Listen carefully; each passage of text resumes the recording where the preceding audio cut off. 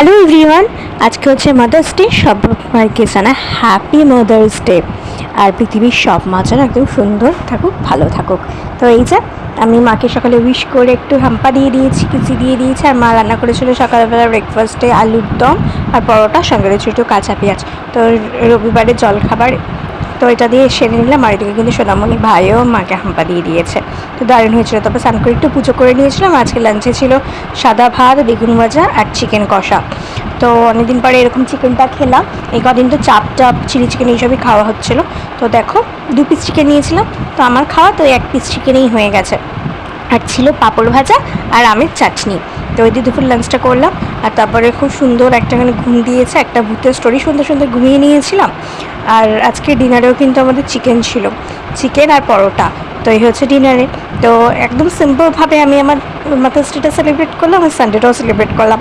তো তোমরা জানিও কমেন্ট করে যে তোমরা কেমনভাবে সেলিব্রেট করে। আর অবশ্যই আমি কিন্তু একটা আমদইও খেয়েছিলাম, তো ফ্রিজে ছিল, খাবার পরে সেটাও আমি কমপ্লিট করেছি। আর তোমরা আমাকে কমেন্ট করে জানিও তোমরা মাদার্স ডেটা কী করে সেলিব্রেট করলে। ভালো লাগলে লাইক করো, কমেন্ট করে শেয়ার করো, চ্যানেলটা সাবস্ক্রাইব করো। যারা ফেসবুক ইনস্টা থেকে দেখছো তারা আমাকে ফলো করো। আর এরকম খুব সুন্দর সুন্দর শর্টস আর লং ভিডিও নিয়ে আমি তোমাদের সাথে হাজির হয়ে যাব। তারা আজকে আসি, সবাই ভালো থেকে সুস্থ থাকো। আজকের মতন টাটা।